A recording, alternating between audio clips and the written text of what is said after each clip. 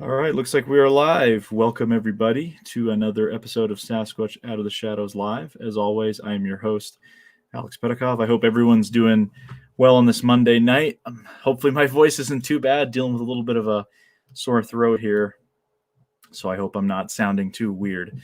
But hope everyone's having a great Monday night so far. As I always say, I'd like to break the Monday up this way, the week rather. So let's get right into it. Just want to announce real quick a couple things to go over. So obviously, check out previous shows.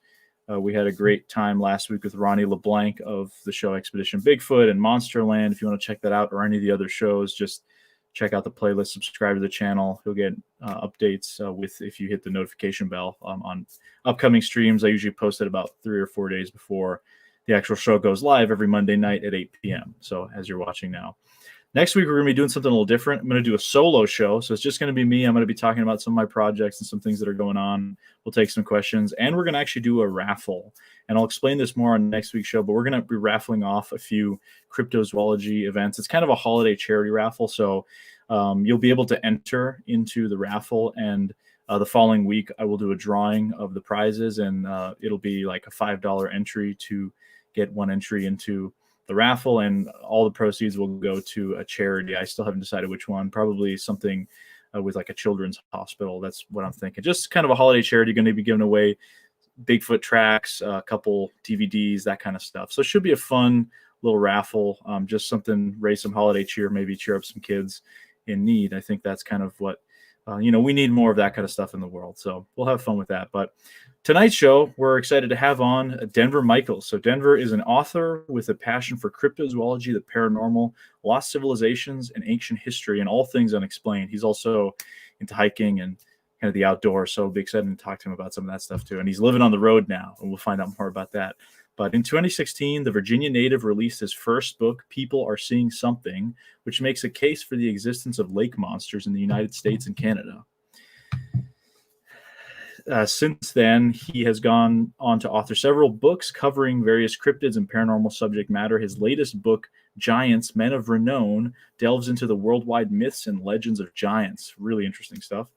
Michaels and his wife sold their home in the summer of 2020 and now travel the country full-time in an RV. Michaels enjoys the outdoors, hiking, fishing, investigating the unexplained, and working on new writing projects. So sounds like he's got a lot going on. It's very awesome. Let's without further ado, let's bring Denver in here. Hey, how you doing, man? Hey, thanks for having me on. Yeah, thanks for coming on. You've got a lot of interest like myself, so I think we're not going to have a shortage of things to talk about. That's for sure. Yeah, I wouldn't think so. Anything weird or outdoorsy, you name it, I'm kind of into it. Awesome. Yeah, so I mean, I've known about you for a while. We've been friends on Twitter and kind of the social media sphere, interacting here and there. Obviously, you're an author, but you say you're interested in a lot of these different types of topics. Where does that come from? What was the original spark that kind of got you interested in these weird topics and the unknown and the paranormal? Is there anything in particular, or? I can't point to anything in particular. I've just, I guess I'm just wired that way. I mean, ever since I was a little kid, I would be fascinated with books and magazines about cryptids or UFOs or what have you. And I remember as a kid, like around middle school age, I got real into checking out books from the library about ESP, telekinesis, and you know how this type of stuff goes. I mean, you just can kind of jump from one rabbit hole to another, and one minute you're researching telekinesis, and then the next thing you know, you're looking for black helicopters. It's kind of how it goes, Once you kind of start heading down the rabbit hole, sure. Yeah, and it just kind of been a life. Just all the weird stuff has just kind of been a lifelong passion. I can't point to any one particular experience. Sure. I guess I should say.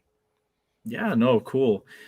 Is there any area that you're interested in perhaps more than others? So, I mean, is there, like, for me personally, I'm more interested in the cryptid side of things than I really am the UFO stuff. But I'm still interested in all of it. Just there's like a certain. Is there anything that you're more interested in than other stuff? Or I guess it just kind of depends on where I'm at or what I'm working on. But cryptids definitely. I mean, I'm a lot more interested in that stuff than say, like ghost stories, ghost hunting, that type of stuff. Although, I do love that kind of stuff too. I'm real into ancient history.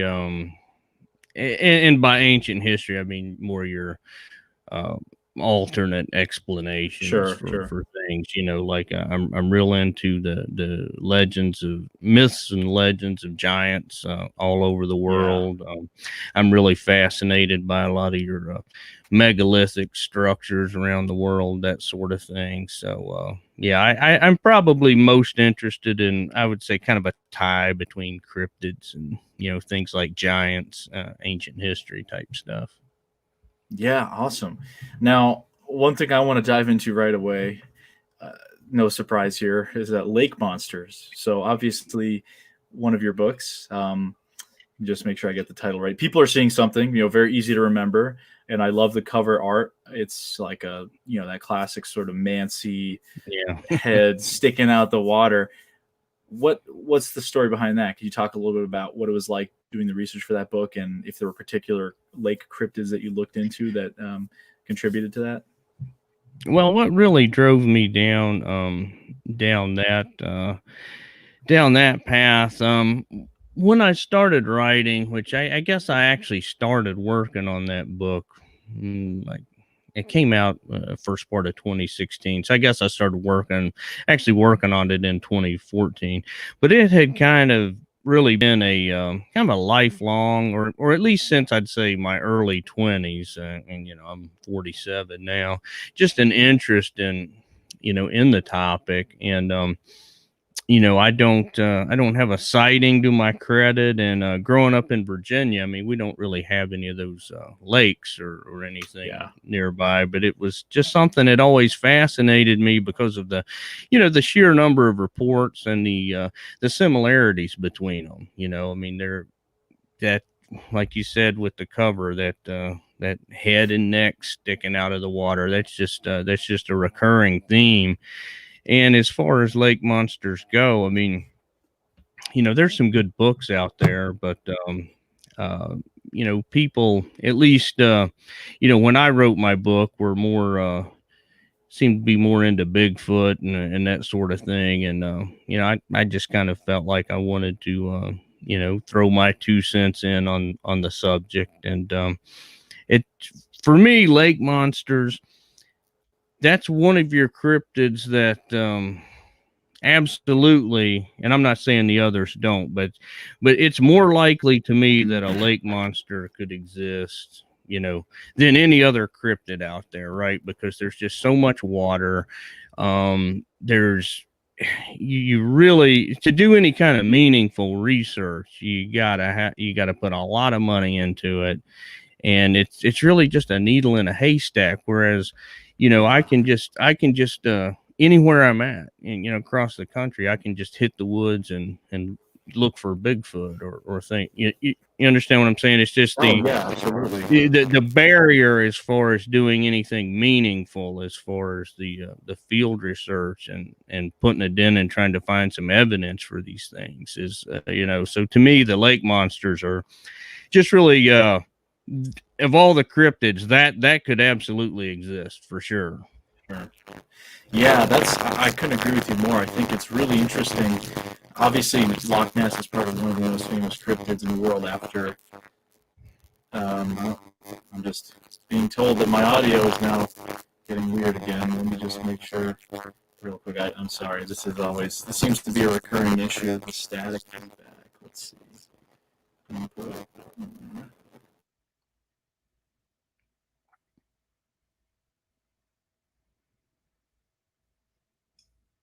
Hopefully that'll work now. You can hear me all right. Yeah, you don't sound like the drive through anymore. Perfect. So basically, lake monsters is really interesting. Obviously, um, as I mentioned, Nessie is one of the most famous in the world after Bigfoot. But I think there's even lake monsters like Champ. That's my favorite cryptid, period. And since I did a mini series on it, you're so right about the fact that there's thousands of people right now at this moment that are into Bigfoot research. They're out there in the woods. They can be, from the Mhm. Everglades, Florida, to the Pacific Northwest, to the hills of West Virginia, right? There's lots of people out there, but how many dedicated lake researchers, lake monster researchers, really are there? It's a much smaller number, and as you mentioned, people are seeing something. And I mean, your book is very aptly titled, in my opinion. There's clearly something going on, and a lake like Lake Champlain, for me, even has more evidence of possibly something existing than even Loch Ness. And with recent discoveries of Loch Ness, there's all sorts of stuff out there. But did you look at Champ specifically, and what other lake monsters were you kind of looking at specifically? Well, in the book, I did a section on Champ, and I went through some of the what I think are some of the better reports, and then some of the outlandish ones too, like throughout the book. I would some of the things that are outright hoaxes, some of those stories I mentioned, but I also tried to put some of the some of the better sightings, Sure. and with Champ, I did a section on Champ. I did a section on the Ogopogo, because they're, Yeah. again, kind of like, not probably not as many sightings as Champ, but hundreds. And I just talked about a lot of the different you know sightings of various lake monsters Sure. throughout the country.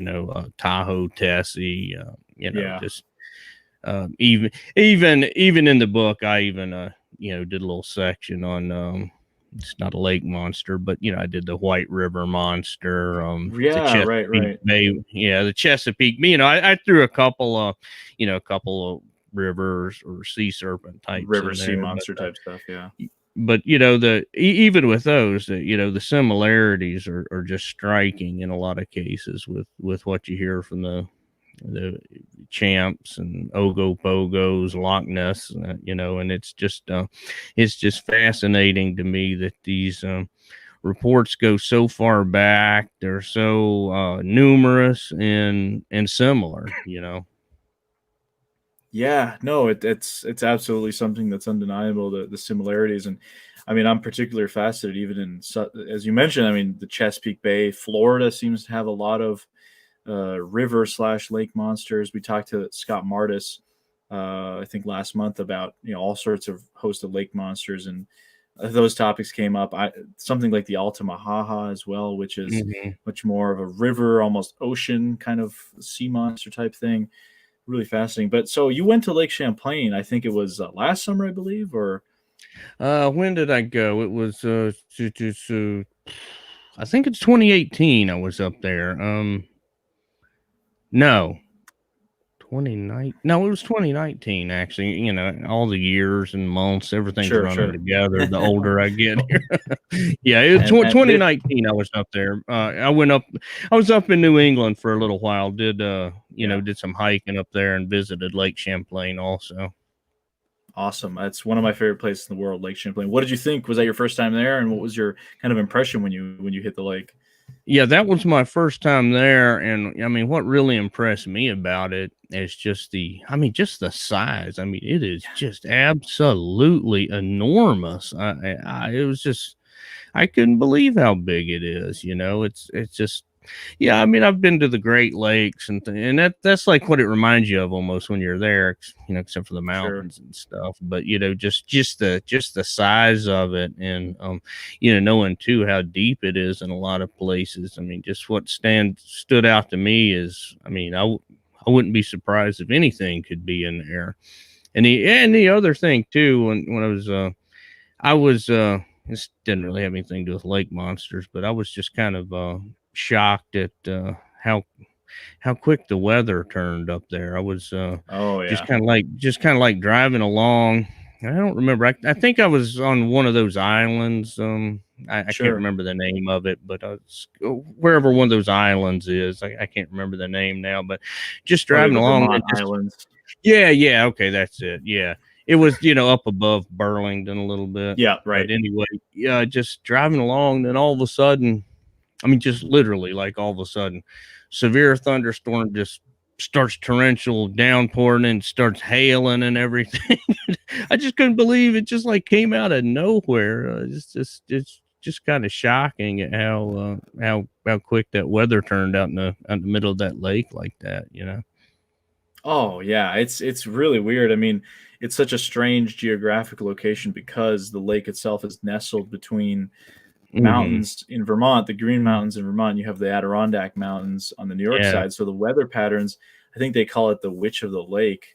I mean, when I was there in 2017 filming with, also a guy from Virginia, William Dranginis, who is a Bigfoot and champ researcher, we were out in the middle of the lake filming on his boat, and it was a beautiful day. We started out, it was nice. All of a sudden, this huge storm came across, and we had to turn back and go back to the harbor because it was just so dangerous to be out there. I mean, it's you don't want to get stuck in that kind of thing, and that can happen, as you mentioned, just in an instant.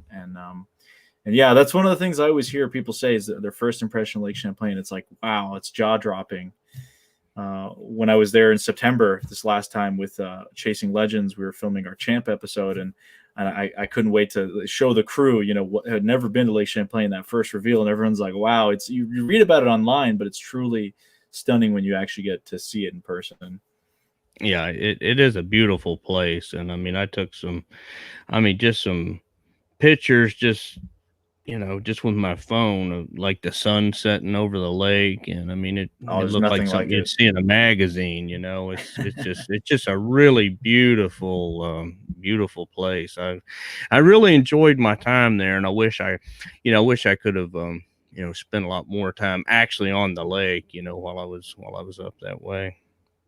Sure, sure. Yeah, no, it's one of those places I recommend everyone visit, even though, almost half the year it's pretty cold up there. Right now, it's I definitely bet a little bit of snow and the lake freezes over, but there's something going on in that lake, as you know, and I know there's definitely something going on. But I'm just gonna read a couple of comments here. It looks like Stefan is saying I would pay to see Alex in a Grinch outfit.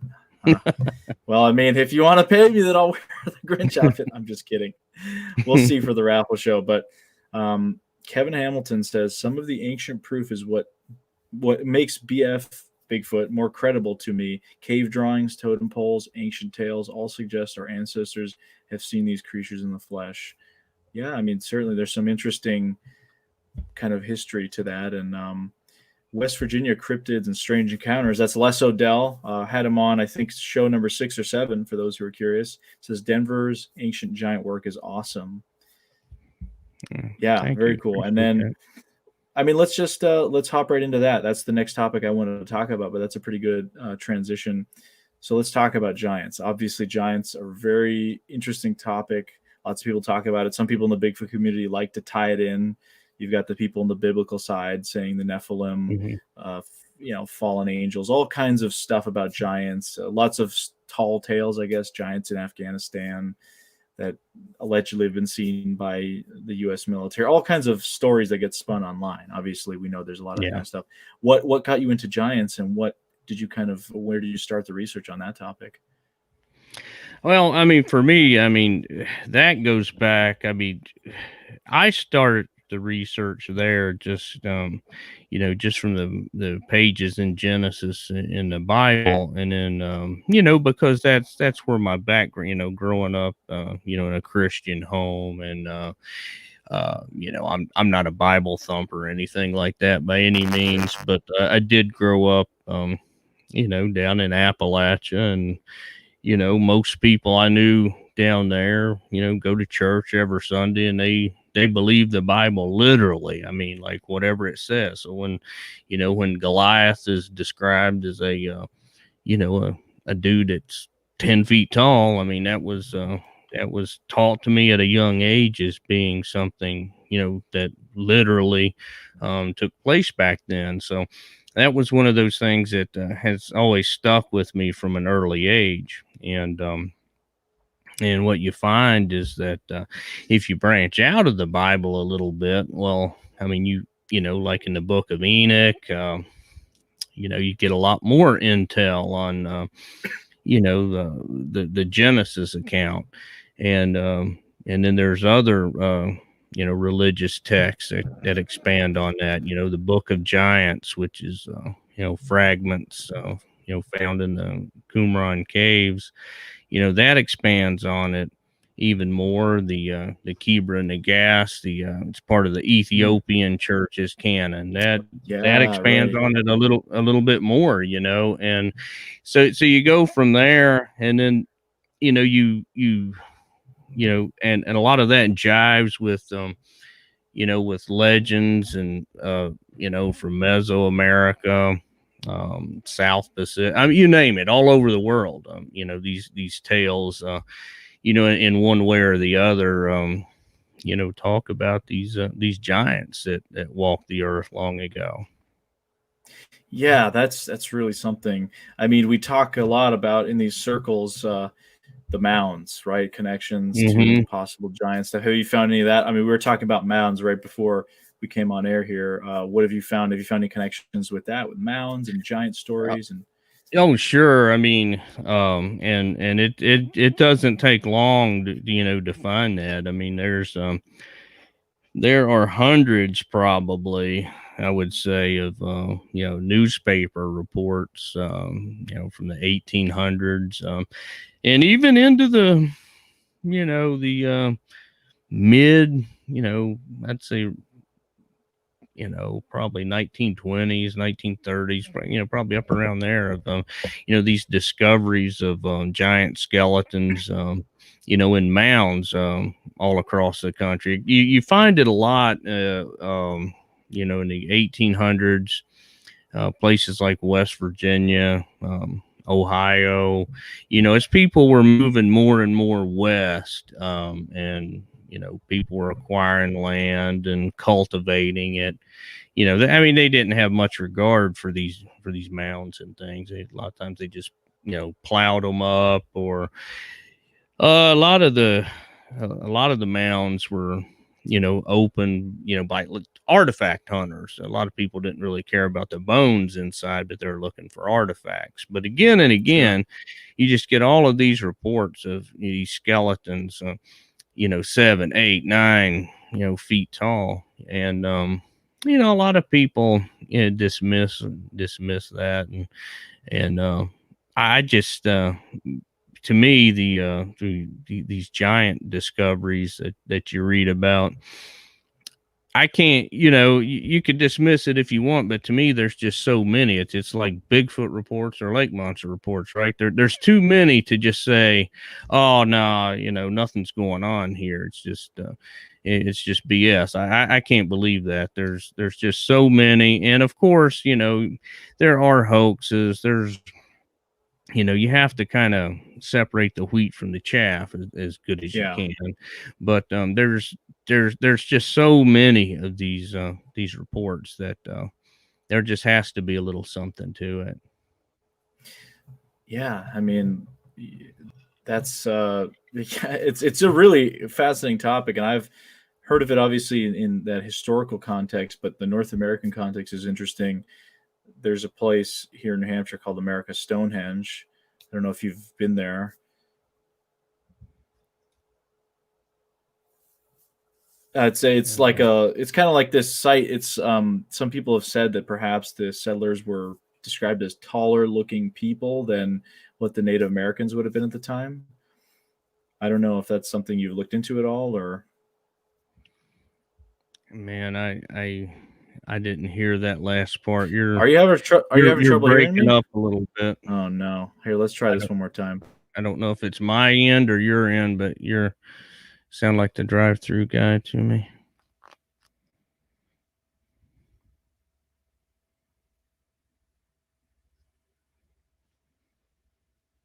Let's try it now. How about now? All right, that sounded good. Okay, yeah, it's I don't know. I still have to figure out what's wrong with this mic. But yeah, as I was saying, just stuff about American Stonehenge. Have you ever looked into that in connection, possibly with any of that kind of stuff?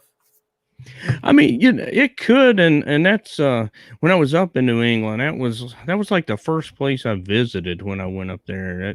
I had been wanting to go there since I first learned about it. Because I thought it was so Yeah, cool. it's a I really had cool not. site. Oh, it's amazing. I mean, I just spent like a whole day there, pretty much, just walking around. I haven't really read anything. Of course, I've not. Don't get. I've not done a whole lot of research on it. I've not really read or anything about giant discoveries around there. But I mean, like I said, I hadn't really put a lot of time in it. But I mean, I would certainly think some of that could be connected though, because a lot of these mound sites and these uh these places with these impressive earthworks, they're tied to giants. And although, those kind of sites seem to be from different builders than the American Stonehenge, and other places in the world where you have some of your cool stone structures, those a lot of those places, have some giant uh, legends and things behind them. So, I mean, I think that there could be a connection, but I just haven't, looked into it enough to, be able to say one way or the other. Yeah, it's an interesting site. There definitely are those stories here in New England, some giant like stories. Obviously, there's more than plenty Bigfoot stories, and back in the day, the wild man stories, and people being reported as looking extra large, larger human like creatures, whether or not they were hairy or not, just sort of human like. But let's start maybe taking some audience questions. I see there's a lot of interest in this topic. There's definitely some audience questions coming in. So let's first start out with let's see, where's the question here? Tactical Bigfoot Research asks, that's Mike. How you doing, Mike? He asks, where can one find a copy of Denver's Giant Book? Yeah, that you could get it Barnes and Noble, Amazon. The the best way, the what I encourage people, because instead of making $1 off the book, I make like two. Go to Adventures Unlimited Press and order it directly from them. That's the best way to support yours truly. But I ain't gonna have a problem if you go to Amazon and get it either. Cool. Yeah, I put a link to your website in the description of this video, so that I'm assuming that's probably a way to find it and kind of track it down. And let me just say, if anybody's in the U.S. and they wanted a signed copy, I could I have some on hand. I'd mail it for free, and it'd be $22. That's the Amazon price and everything. So I could, if they hit me up on my website or use the contact form, I could send a signed copy out that way. But other than that, Amazon. Adventures Unlimited. Sure. So Kevin Hamilton says tactical. This is in response to Mike. His book is 335 pages. That's big, but I wouldn't call it a giant book. Yeah. We'll get always with the puns. Hey, leave the jokes to us. Yeah. Leave it to the professionals. Well, the somewhat professional. I always have audio issues, so I'm clearly a shining example of what to do right. But so here's a question from Stefan. He asks, how often are cryptid legends connected to lost/ancient civilizations? Are there accounts of cryptids dating back more than 1,000 years? It's an interesting question. Well, I mean, I think it depends. A lot of times it depends on what you consider a cryptid legend to be, right? I give you an example, and I cover this in my book. Like a lot of people, maybe not a lot of people, but some people, and myself included, believe that, and this is based on a lot of your Native American legends and things like that, that mammoths and mastodons died out a lot more recently than people think. Like, Yeah. say, they might have lived till up to like 400 or 500 years ago, based on some of the legends. So that's there's a lot of stories associated with the mounds and the giants, where these giants had domesticated mastodons as beasts of burden, that type of thing. So that might kind of fall into your cryptid legend, kinda, I guess. But Yeah, and then a lot of people associate uh Bigfoot stories, legends with with some of the giant tales and things like that. I guess it depends on how you're interpreting things, and of course you know your your lake monsters, things like that. I mean, there's cave paintings of sure. serpent like animals, like up along Lake Champlain. Some people think that some of your cave paintings show Bigfoot type creatures and stuff. So I mean, I think that the legends do go back a ways. Yeah, I would have to agree. I mean, it seems that there are. I mean, cryptid is a pretty broad term. It can include a lot of things. Animals thought to be extinct. I mean, parts of the Congo. How long have they had stories of things like the Mokele and Bembe for? I mean, Hmm. oral traditions going back. The Orang Pendek. There's stories about that going back. Ibu Gogo, I believe, was kind of partially based on some of the human-like creatures, the Homo floresiensis and that sort of stuff. So, I guess if we're looking at it from that modern context, there's a lot of stories that might sort of fit within that realm. But on that note, here's a good question from Quick Witty who asks, "What does Denver think about the Beast of Seven Shoots Dogman photo?" That's a really, yeah, it's a cool photo. Yeah. It's a beast of which which one is that? It's I think it's from Canada. It's from Quebec, and it shows this what appears to be sort of like a werewolf-looking thing in the distance near a waterfall. It's kind of hard to tell. Yeah, I don't I'm pretty skeptical these days about just about any photo, just because I mean, and I was telling somebody else this not long ago. It's it's just that my kids can, with their phone, just like in a couple seconds, take a picture of me, doctor me up to look like something stupid. I mean, just with basic apps and stuff, and it's just and somebody that's actually invests a little, time and money in this photoshopping stuff can really do some impressive things. So photos, videos, I'm pretty skeptical about all of it these days. I mean, I think you kind of have to be. So it, unfortunately.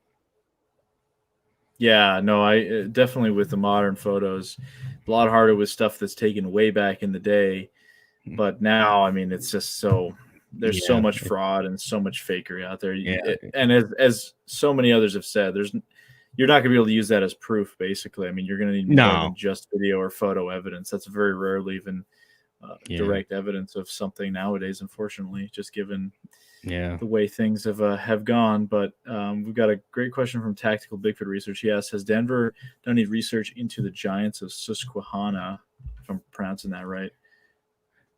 Yes, absolutely. And I have a little section about the Susquehannocks in my book, my Giants Men of Renown, the book. The Susquehannocks, Captain John Smith, when he was mapping the Chesapeake and its tributaries, he traveled to the mouth of the Chesapeake, up around, I guess it'd be close to Cecil County, Maryland, real close to Pennsylvania in that area.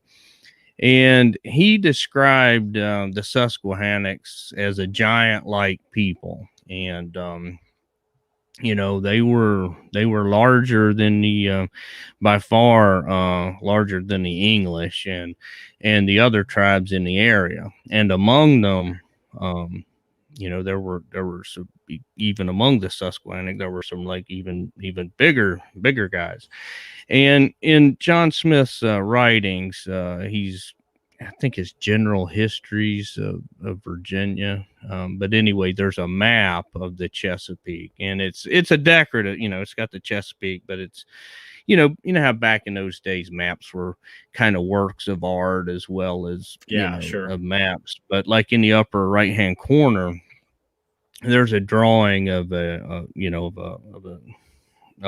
of the Susquehannocks, and underneath it says, Susquehannocks, a giant like people, and the little guy's place, Wow.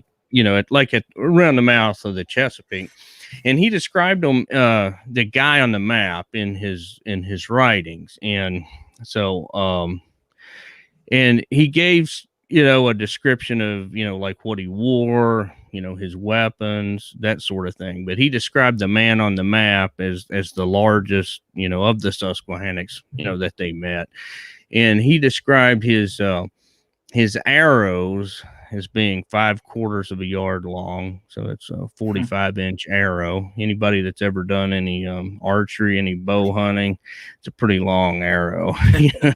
And then he described the length of his calf as being 3/4 of a yard, so it's 27 inches. Well, I'm 5'10".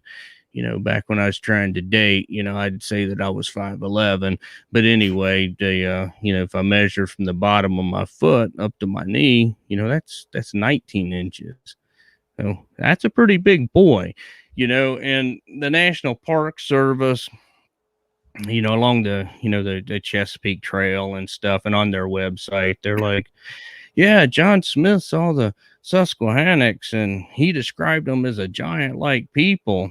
And they were on average 2 inches taller than the Europeans. He's stupid and didn't give these exact. I mean, he gave exact Yeah. measurements. 3/4 of a yard was this guy's calf. I mean, if you extrapolate that out, that's a big boy. That's not Yeah. like 2 inches taller than John Smith. Wow. Yeah, that is an interesting one. I didn't really know a whole lot about that. I don't know a whole lot about the giant topic, just a little bit here and there that I've heard in some of the stuff on the periphery of the Bigfoot world. Yeah, and not to step on you there, but No, like go for it. up in that area, where the Susquehannocks, Pennsylvania, northeastern Maryland, that in that area, I guess probably down into Delaware a little bit, but at least up in Pennsylvania, there's a lot of mounds and things up there, so that kind of circles it back to some of the mounds and stuff too. And then over in Maryland, they found, I've found several articles that would have been around the Susquehannocks range in that time of 8-9 foot skeletons, that sort of thing. Yeah, there's definitely some questions coming up in the comments about skeletons. But on that note, Sasquatch asks, how about that story of our troops encountering a giant in the mountains of Afghanistan? That's one I referred to earlier. I've heard that one too. That one seems to be pretty popular online. Have you looked into that at all?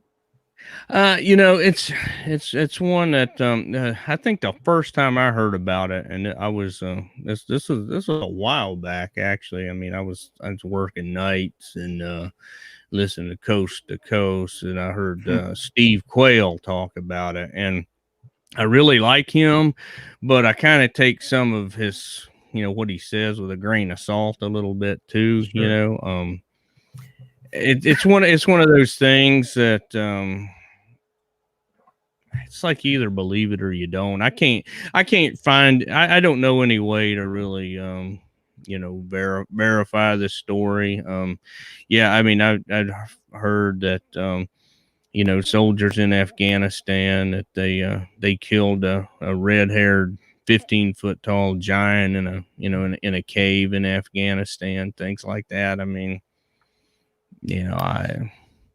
I would lean toward not believing that, but I don't, who knows? It seems a little strange. I mean, I wonder how that information would even get out. I doubt that the Army or whichever unit was there would even have, that kind of stuff would probably remain classified if we ever were to come across something like that. Yeah, and if you were among the the group of guys, some guys and maybe gals, who knows, but if you were among that group that killed the giant, I mean, you'd think that you're really you're really violating your non-disclosure agreements, Sure. and that type of stuff. And it just doesn't say that would be something that if it did happen, it would definitely be suppressed, right? Because there's no upside to the to the army or anybody admitting that something like that was there. And most people take those NDAs pretty seriously. So I don't know. It's one of those things. I personally don't really buy into it, but I'm flexible as far as, Sure. if you could show me some kind of proof other than a he said she said type thing. Yeah, definitely. I think maybe for people interested in that kind of story, something to look into. Maybe obviously the Russians were in Afghanistan for a long time as well before the U.S. So maybe there's some Russian stuff about giants. If that might be another way to look into that topic. I don't know. I really haven't looked into it much. I've just heard of it, and I've seen that picture of this like Celtic looking giant stabbing a soldier. It's like an art depiction of it. I think that it's been seen online a good amount, but check with the Russians, I suppose. Might be one way to do it. So moving on here, Les asks, Denver, how many of the reports do you think were misidentifications? You're talking like, say, giant bones. Sure. I'm assuming. That's one of the things that I would think could possibly be further back. Like, for instance, there's reports, from Mesoamerica, South America, giant bones, and a lot of people seem to think that those were, perhaps mastodons, the massive, like, ground sloth, those massive sloths and stuff back Yeah. then. I would think maybe that's possible, but then here's the thing, in the Smithsonian, they sent field agents out to what am I trying to say? Open a lot of these mounds, especially in West Virginia, in the Kanawha Valley. And, in their own writings, the 5th and 12th annual reports to the Bureau of Ethnology, and anybody can get these through the Smithsonian's website. They're digitized. You can get them on, on Google, the Internet Archive, that sort of thing. But the Smithsonian's own agents, open these mounds, and in their Smithsonian's own writings, uncovered 7.5 foot skeleton. So if you got a skeleton that's 7.5 feet, when you put flesh and stuff on that, that's getting around 8 feet. Now, that's pretty impressive size. And these folks, they're collecting the bones, the skulls. So those are not misidentification. So I think a lot of the, these reports from the 1800s and things, they're, especially when they come from the mounds. I mean, that's not misidentification. That's not a mastodon bone or something like that. Yeah, I mean, there was another question that popped up that had asked, where are the giant bones that have been unearthed by BPD 1976? Well, that's the $64 question right there. Yeah, nobody knows. And a lot of people think that the Smithsonian, has for years, decades, engaged in some sort of cover up. My personal thought, a lot of these bones were when like farmers were cultivating land, when like road crews were finding bones. These are accidental discoveries. A lot of Sure. times when the bones were exposed to air, they just kind of like crumbled and disintegrated. I think a lot Mm, of the bones were lost. Whatever the Smithsonian had, and they're, again, if you go to to those annual reports that I was talking about earlier, it just there's instructions for how these agents box up the bones and where they send them. So they at some point had some of these bones. And I don't think that it was necessarily some of these 9 foot, but most of them, 7.5 foot skeletons. Now, where they are now, who knows? I think that they probably just dumped them in the Potomac or something like that. And, a lot of too, there were a lot of these bones in private museums, um, things like that. And I have heard that, with the Native American Graves and Repatriation Act that came into law in the early to mid, I think it was the early 90s, mm, that a lot of these from these other museums, were sent to, the closest tribe, like in the area sure. that they were found in, and that a lot of these, have actually been reburied in, like privates, ceremonies that weren't Tribal really that cemeteries. you wouldn't really read about it in the paper Sure. or anything. Yeah, that's interesting. I mean, that kind of speaks to the comment by Les. He says some bones here in West Virginia that were discovered deteriorated or were said to have been reburied in other locations. So, kind Yeah, of speaks to what you're saying. yeah, and I mean, if you look at report after report and some of these old newspapers, um, it's as soon as these things are exposed to air, they bam crumble to dust. And Yeah, I actually was like, thinking about that because I'd found so many of these newspaper reports of these giant bones where they just crumbled to dust, and I'm like, now wait a minute. Is that just some convenient excuse? yeah, So what I did, I went back to the like the same time frames that I was finding those newspaper articles, and I looked for discoveries of just regular people, regular sized people bones. And sure enough, I found like a report of these two brothers. They were digging a well, and there were some bones there. Just it didn't say giant size or anything. Bam, crumbled to dust as soon as the air hit them. And so the wow, point I'm getting at is I had found like equally among normal sized people the same crumbled to dust kind of sure. story from back then. So I now believe that that wasn't just like a convenient excuse, that was actually, Actually a happens. pretty big obstacle as far as, the excavation of these bones.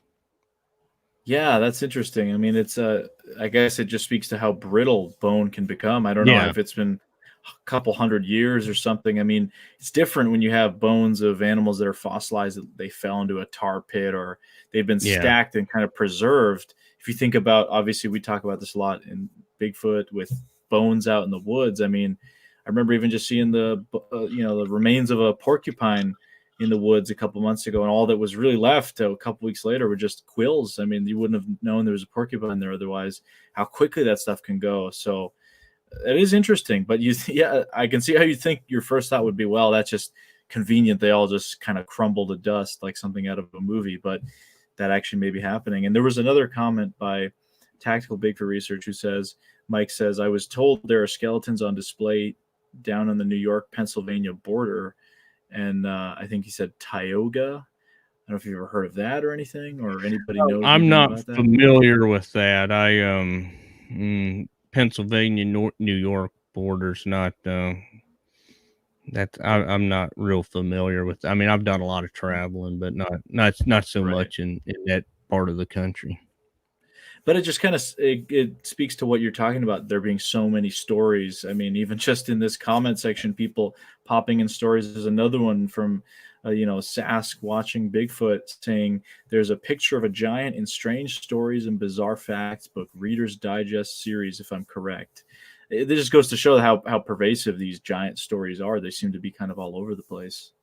Oh yeah, and there's a lot of old pictures and like pictures of skulls and things like that, and a lot of it again you don't really know what to make of some of it if it's legit or not. But Sure. it goes way back. I mean, it really does.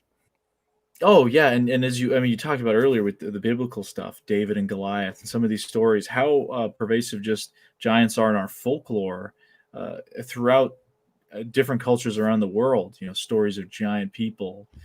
We're talking about Jack and the Beanstalk, all this kind of stuff. All sorts of stories of giants and being present culturally, how significant they are, and that's something even, like I said, a lot of people tend to kind of connect it to the Bigfoot subject, but is there something else entirely going on? That's what it seems like with a lot of this giant stuff, that it's not necessarily just people taking the Bigfoot idea and saying, well, just people talking about giants, it must be Bigfoot. That's the only explanation, because that fits the specific view they want it to fit into. But it's a little more complicated. I mean, people seeing giants that seemingly act like humans, but perhaps are culturally different. I don't know. I mean, there's large people in the world. There's absolutely certain areas where there's pygmies, there's stories of little people, but then there's also stories, I guess, of Hmm. big people. Yeah, I think that I don't want to make anybody mad like listening to the show or anything, but I think Bigfooters in particular are kind of guilty of, and I'm sure I do this too with a lot of things that I research, but Bigfooters seem to be really prone to taking a big crowbar and crowbarring anything that they can find into their Bigfoot evidence pile. And a lot of times with some of these giant stories and things, I just don't think it fits. I mean, I think that the giants. I don't think that they were Bigfoot. I think that these were like giant humans, but probably with better genes than we have. Stronger, smarter. They might have even been responsible for, at least according to some of the the legends. Some of Right. these fantastic structures around the world. So I kind of. I talk about it a little bit in my book, how some of the specific giant stories, say like the Stonish giants from in the Iroquois tales. Like a lot of people associate that with Bigfoot Yeah. and believe that that's Bigfoot. But if you really read the folklore and stuff, I mean, the giants, they talk. They speak, and they speak in the dialect that the native people understand. They organize. They use tools. They they are just. I just don't think that they're called the Stonish giants because they, according to the tales, they made coats of like flint mail to protect against the arrows of the natives. And but a lot of the people in the Bigfoot camp kind of interpret that as a Bigfoot wallowing in like Hmm. mud and sand. Sure. Sure. So you're really, to me, you're kind of stretching it a bit to kind of fit your own narrative there. And like I do that too. We all do. We all do that. But Definitely. I just think that a lot of times some some of the giant and Bigfoot stuff doesn't really. I don't think it fits really if you really delve into it.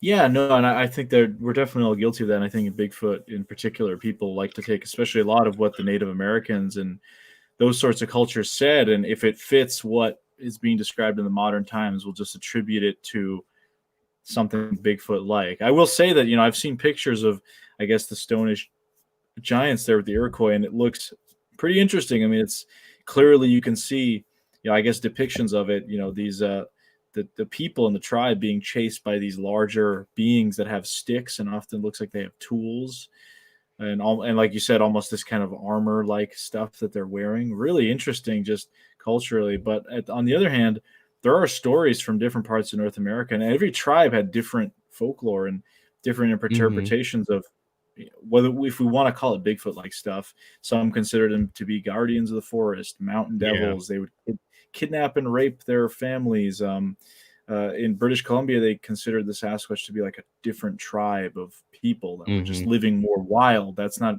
necessarily like a giant person. That's just a wild group of Yeah. people. Now, something that I think that comes up too is the giants of the Lovelock Cave. Now, that's a really popular story. Have you looked into that at all? Yeah, I mean, I have looked into it some, and I mean, it's consistent a lot with with the tales of these red-headed cannibalistic giants. I mean, these tales are actually they kind of span the globe, in a lot of Mm, cases. And the Lovelock Cave giants.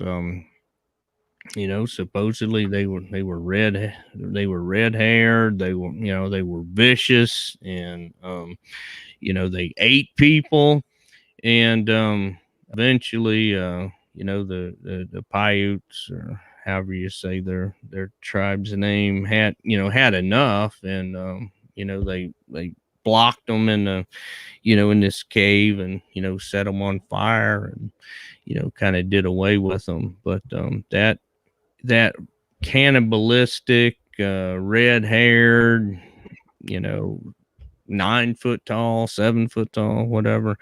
That is just a recurring theme, all over the yeah, world. Actually, I mean, it's makes you think there had to have been something. I mean, all of those stories came from somewhere. And yeah, right, and I right. I, I think that that there had to have been something behind it.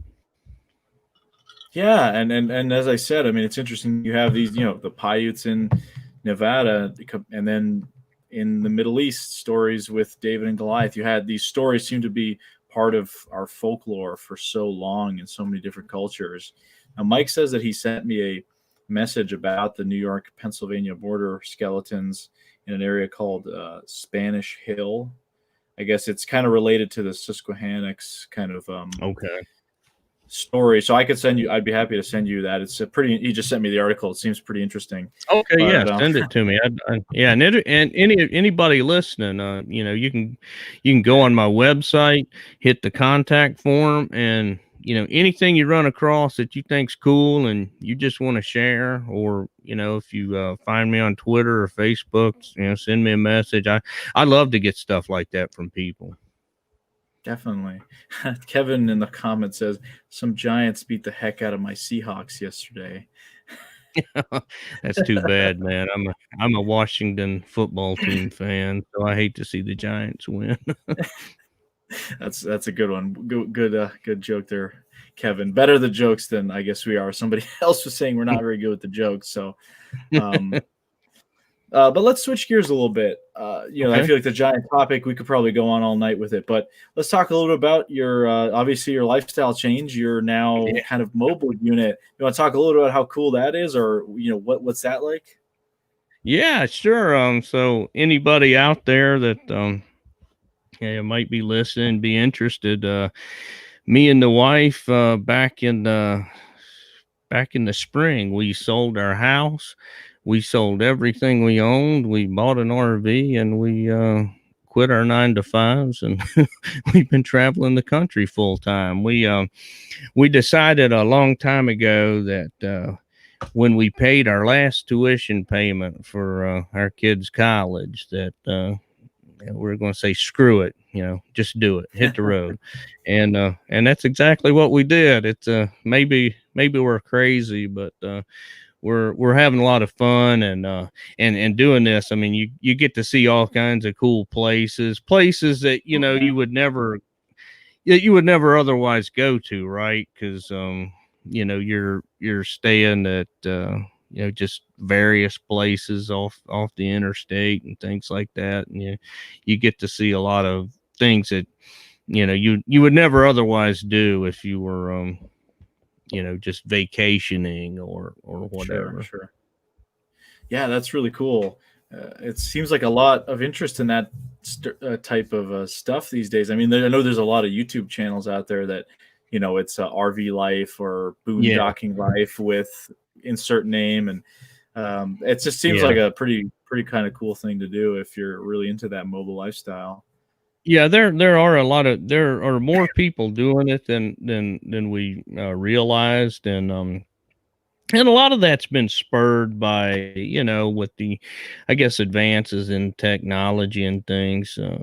People can more work from, can more work from anywhere. Like, like I said, me and my wife, we quit our 9 to 5s, but, I do this, I've had this little book, side hustle going for 5, 6 years, whatever. So, I mean, I still got that, and I've got, more time to put into it now.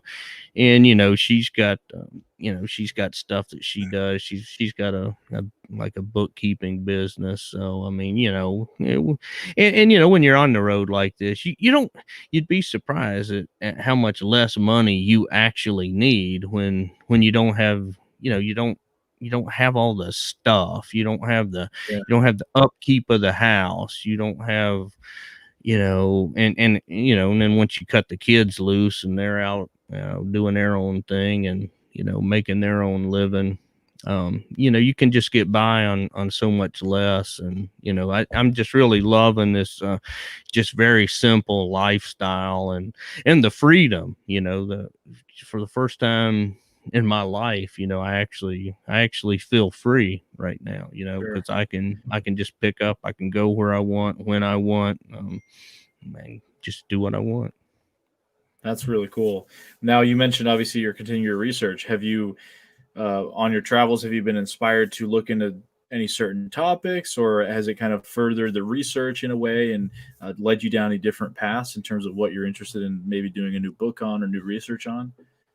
Well, actually, for the moment, I'm just kind of, what I do is, like, when I get to a new place, I try to just figure out, is there anything cool within a drivable distance of here, like, is and I was telling you earlier, before the show, we spent the last 2 months down in Florida, and I Yeah, found all some, like, cool, yeah, Indian mound sites, and visited those. I went to Ocala National Forest, yeah, some wildlife management areas, looking for skunk ape signs, things like that's that. So awesome. I'm kind of just like looking for whatever, is there anything cool? And if not, then I try to take in, some hikes, or, just take in Sure. the nature, the different scenery. I just love how, you can drive 300 miles and be in a totally different ecosystem. And it's just really cool to experience these, different places, the nature and things like that. But as far as, books and future projects, I'm actually kind of under contract to write a couple of books, back home in Virginia. I'm working on one now about, hauntings in the Shenandoah Oh, Valley, and so I once I knock those out, I mean, I might, do something else from, some of my travels, but for now, I'm sure. working on those. Yeah, that sounds really cool. Any plans to do any videos or anything like that about the lifestyle on the road or anything on that topic? I probably will, but we actually started traveling in September. We were living in an RV after we sold our house for a while, but still had some loose ends to tie up at the job. So, we've really only been out, full time for about 3 months. So I guess I just got to kind of figure out. I mean, what I have been doing a few videos of some places that some cool places that I've stopped along, and I'll probably try to fine tune that, get that a little bit better, that sort of Cool. thing. Yeah, well, I mean, this country's great for that sort of thing. It's there's so many, as you said, you drive 3 4 hours and you're a completely different It, area. And I'm sure as you it's a start heading out other parts of the country too, it's the same sort of deal. Yeah, it's amazing. I mean, it's anywhere in within the same state. I mean, it's just crazy how, I mean, how like big the states are, and how 200 miles away, even in a smaller state like Virginia, where I'm from. I mean, the northern DC suburbs couldn't be more different than the coal fields of southwestern Virginia. And it's just really cool to experience all of the variations, within the same states a lot of times. Yeah, absolutely. I'm always a big fan of doing road trips and that sort of thing. As we were talking about, it's just really interesting to see all the different, just even, I mean, food wise, culture wise, Hmm. especially nature wise. For me, is one of the big ones. Being in an environment where you're maybe going to face creatures out in the woods that you just are not used to. I mean, we're used Yeah. to seeing moose and bear, and now we're trading for gators and water moccasins in Florida and other places. I mean, it's Yeah. quite something, actually. Well, Florida was pretty crazy for me because growing up in Virginia all my life, and I just spent 2 months down there, and I'll tell you, man, going for a hike in Florida, out in the woods is just totally different than the mountains of Virginia. Yeah. November, and it's still like 86 degrees and 50,000% humidity, and it's Oh just God. just just just brutal, and just the difference. I mean, it's so everything's so thick, and what really shocked me about Florida is like, I was just surprised, like, at how much, you got all kinds of development down there, all kind of developed areas, and ongoing development, but there's a lot of protected land. I mean, So just much, yeah. so much protected land. I was shocked. Even so, you can have a vast subdivision, big towns, and like on the other side of the road, you've got like a 15,000 acre protected area, and a lot of it's just impenetrable swamp, and Yeah, the woods are, and they're just really hard to go through, and it just impressed me so much that there could be anything in there. I mean, right.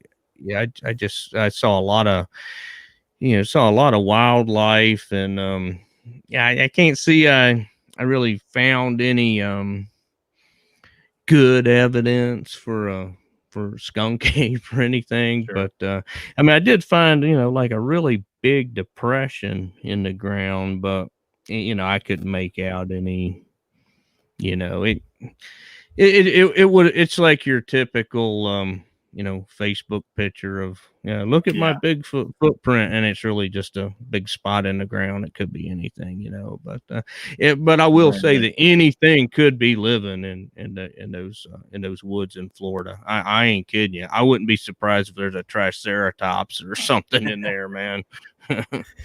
Oh yeah, it's wild. I mean, as you mentioned, it's such a different environment. Obviously, Virginia, you got mountains there. We got mountains up here.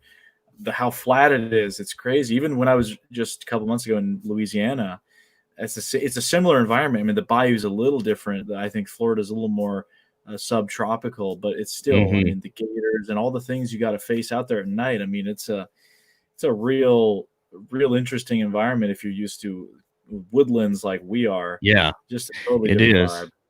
Yeah, my sister used to live in Louisiana, way back in the early '90s, and what shocked me when I went down to visit her, saw these cemeteries, and people are buried above the ground.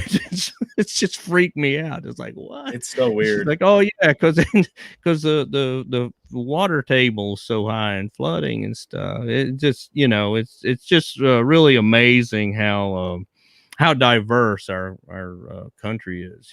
As far as Oh yeah. I mean, the I'm land. personally I like the elevation. I like seeing that there's mountains. I mean, I've grown up used to seeing mountains, so it's always a little weird when there isn't mountains. But I'm Yeah, sure when you head out west, you won't have a problem with seeing elevation and that sort of yeah, stuff. yeah. Awesome, awesome. Well, just a couple closing comments here. Les says, "Thanks for a great show. Thank you, Denver, for speaking at my expo last year. Safe travels out there on the road." I Thanks, Les. appreciate that, Les. I had a lot of fun at Les's thing, and I was hoping to do it again, but we hit the road and everything, and then I think COVID closed his next one down, if I'm not mistaken. Oh yeah, I'm sure it's done that. And most of it's same kind of thing. But Sasquatching says, "Good show, Alex. It's like a school for cryptids." Oh yeah, I mean, talk cryptids, giants, all kinds of topics. That's really, whatever the guest is really into. I mean, I'm interested in a lot of this kind of stuff as well. But obviously, Denver has done lake monsters, which has caught my interest, and giants, fascinating topic. Rock Height Man says, "I grew up in Florida. Yeah, it is different. Yeah, it definitely is a very unique sort of place." And then Mike says, "I really enjoyed this episode. Thank you both." Thank you, Mike, for Thank you. sending links, and I will get that link to Denver of what you sent me. Cool. Yeah, well, thanks again, man, for coming on. Really appreciate you coming on. I appreciate you having me. It's a lot of fun, man. Definitely, definitely. Well, thank you guys as always for your questions and comments and for tuning in. As I mentioned at the beginning of the show, if you haven't seen previous episodes, feel free to check out the channel, subscribe, and share this kind of content if you're into this sort of thing. If you guys want, I mean, like I said, next week, tune in because we're going to start doing this raffle. I'm going to be doing a solo show next week, and we're going to do this raffle, charity cryptid holiday raffle kind of thing. So tune in if you want to find out more about that and contribute and possibly win some cool cryptid related merchandise right before the holidays. And, all the proceeds go to a good cause, something that I think is well needed. So on that note, last comment we'll take for Stefan says, "Denver, enjoy the road. We've got a long way to go in a short time to get there." Thank you. Great, great. All right, guys. Thanks again. Thank you, Denver. And we'll see you guys all next week. Have a great rest of your week, everybody. Bye-bye.